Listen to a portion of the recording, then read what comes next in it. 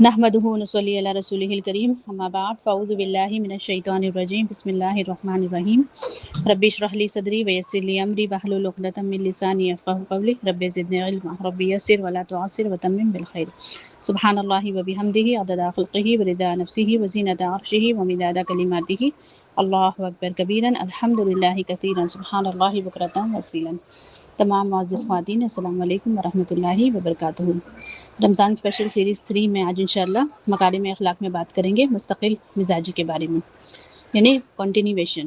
حضرت عائشہ رضی اللہ تعالیٰ عنہ سے روایت ہے کہ رسول اللہ صلی اللہ علیہ وسلم نے فرمایا کہ دین کے کاموں میں سے پسندیدہ کام وہ ہے جس پر کام کرنے والا پابندی کرے اور مستقل مزاجی دکھائے، یعنی پابندی سے اس کام کو کرے اور اس پر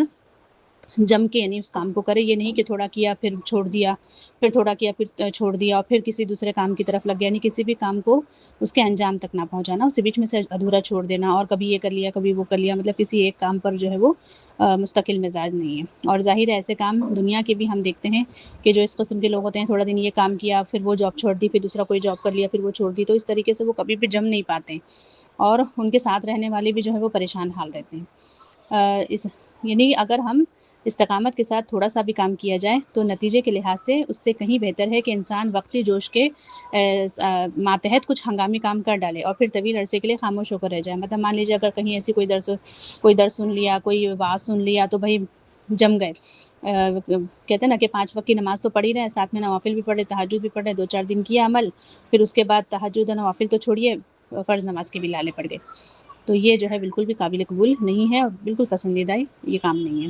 حضرت عبداللہ بن عمر سے روایت ہے رضی اللہ تعالیٰ عنہ کہ رسول اللہ صلی اللہ علیہ وسلم نے فرمایا کہ عبداللہ فلاں شخص کی طرح نہ ہو جاؤ، وہ رات کو تہجد کے لیے اٹھتا تھا پھر اس نے عمل چھوڑ دیا۔ یعنی فرائض اور واجبات کی ادائیگی میں تو پابندی ظاہر ہے وہ تو کرنا ہی ہے، وہ تو اگر اس کو چھوڑ دیں گے تو وہ تو گناہ ہے، لیکن نوافل میں بھی اس کا اہتمام ہونا چاہیے کہ اسے پابندی کے ساتھ کر سکے۔ جیسے فار ایگزامپل اگر ہم اشراق کی نماز پڑھنے کا ہم نے ارادہ کیا ہے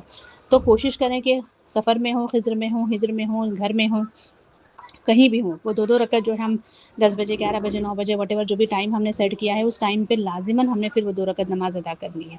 تو یہ ایک مستقل مزاجی کی بات ہو گئی ہے نا، اسی طریقے سے ہر ایک عمل کی بات ہے۔ نافع رضی اللہ تعالیٰ عنہ سے روایت ہے کہ وہ حضرت عائشہ رضی اللہ تعالیٰ عنہ سے روایت کرتے ہیں، انہوں نے کہا کہ میں نے رسول اللہ صلی اللہ علیہ وسلم کو فرماتے ہوئے سنا، جب اللہ تعالیٰ تم میں سے کسی ایک کے لیے روزی کی کوئی راہ نکال دے تو اسے نہ چھوڑے یہاں تک کہ اس سلسلے میں کوئی نقصان دہ تبدیلی یا کوئی چینجز نہ پائے، یعنی کوئی یا تغیر پیدا نہ ہو جائے، کوئی چینجز نہ آ جائے۔ یعنی اللہ تعالیٰ اگر کوئی رزق دیتا ہے، کوئی جاب مل گئی ہے، کوئی آپ بزنس میں آپ نے ہاتھ ڈالا ہے تو اس کو استقامت کے ساتھ کرنا چاہیے، یہ نہیں کہ کچھ تھوڑا دن یہ کر لیا، تھوڑا دن وہ کر لیا، پھر نئی چیز میں ہاتھ ڈالا، پھر تھوڑا ادھر ہاتھ ڈال رہے ہیں اور پھر جو ہے وہ ناکامی ہاتھ آ رہی ہے۔ ایسا نہیں ہونا چاہیے، لگی لگائی روزی کو ٹھوکر مارنے سے گریز کرنا چاہیے۔ اور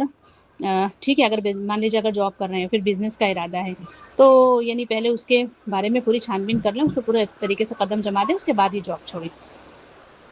تو اس حدیث کا پس منظر یہ ہے کہ نافع تجارت کے لیے شام کے اور مصر سامان بھیجا کرتے تھے، اس کے بعد بلا وجہ انہوں نے عراق کا رخ اختیار کر لیا، تو اس تبدیلی پر حضرت عائشہ رضی اللہ تعالیٰ نے ان کو ٹوکا اور پھر مذکورہ بالا فرمان نبی صلی اللہ علیہ وسلم ان کو سنایا۔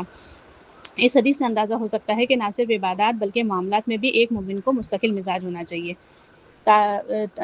تاکہ جو ہے بار بار رائے کا بدلنا یہ کوئی مناسب بات نہیں ہے اور اس میں انسان کو نقصان اٹھانا پڑتا ہے۔ حضرت جابر رضی اللہ تعالیٰ عنہ سے روایت ہے کہ رسول اللہ صلی اللہ علیہ وسلم نے فرمایا کہ احسان کی تکمیل اس کو شروع کرنے سے بہتر ہے، مطلب کسی پر کے ساتھ بھی ہم احسان کا معاملہ اگر شروع کرتے ہیں تو اس کو اس کے انجام تک پہنچانا لازم ہے۔ یعنی کسی کو مان لیجیے اگر ہم نے کسی کی ہیلپ کرنے کی سوچی ہے یا اس شروعات کی ہے تو جب تک یعنی وہ پورا مکمل اس کو اس کے تکمیل تک نہ پہنچا دیں، اس کے کام جب تک کمپلیٹ نہ ہو جائے تو اس کے ساتھ ہم احسان کا معاملہ کرتے نہیں، یعنی کہ بیچ میں سے اس کو ادھورا چھوڑ دیں، ورنہ کیا ہوگا کسی کے ساتھ احسان و سلوک کیا جائے تو اگر اسے بیچ میں سے ہم ادھورا چھوڑ دیں گے تو یہ اچھے اخلاق میں شمار نہیں ہو سکتا، بلکہ اس سے کیا ہوگا عام طور پر الٹی شکایت پیدا ہو جاتی ہے اور تھوڑی بہت جو کرائے پہ بھی پانی پھیر جاتا ہے۔ تو اس لیے ہمیں اس بات کا خیال رکھنا چاہیے۔ اللہ تعالیٰ ہمیں ہر معاملے میں، چاہے وہ دین کا ہو چاہے وہ دنیا کا ہو، معاملات کی بات ہو، دینی عبادات کی بات ہو، اللہ تعالیٰ ہمیں اس پہ استقامت عطا فرمائے، فہم دے، شعور دے، اور مالک ہمارے لیے غیب سے اسباب پیدا کریں اور اللہ تعالیٰ ہمیں دین و دنیا کی بھلائی نصیب فرمائے۔ جزاک اللہ خیر، وآخر دعوانا ان الحمد للہ رب العالمین، بسم اللہ والصلاۃ والسلام علی سید المرسلین وعلی آلہ وصحبہ اجمعین، آمین یا رب العالمین۔ ربنا تقبل منا انک انت السمیع العلیم وتب علینا انک انت التواب الرحیم۔ السلام علیکم ورحمۃ اللہ وبرکاتہ۔